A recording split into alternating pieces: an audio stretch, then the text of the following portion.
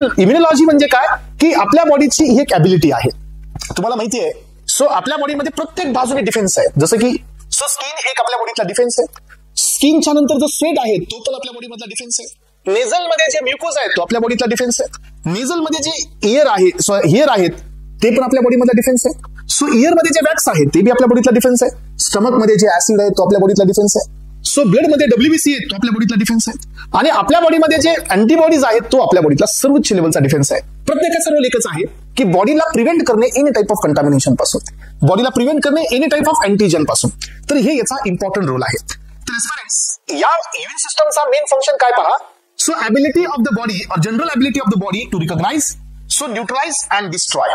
Yes, so ओळखणे, त्याला neutralise करणे आणि त्याला डिस्ट्रॉय करणे. सो त्याला म्हणजे कुणाला जो फॉरेजन सबस्टन्स आहे, जो बॅक्टेरिया आहे, जो व्हायरस आहे, जो पॅरासाइट आहे किंवा फंगस आहे किंवा कुणी असेल जो बॉडीच्या बाहेरचा एक्झोजिनस आहे, जो बॉडीमध्ये एंटर करतोय एस्पेरेंट्स, त्याला आयडेंटिफाय करणे.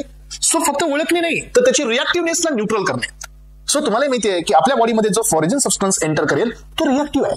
सो रिॲक्टिव्ह याचा अर्थ की तो आपल्या बॉडीमध्ये रिस्पॉन्स देण्यासाठी एंटर करतोय. मग त्याला न्यूट्रलाइज करायचं आहे. आफ्टर द न्यूट्रलायझेशन त्याला डिस्ट्रॉय करायचंय.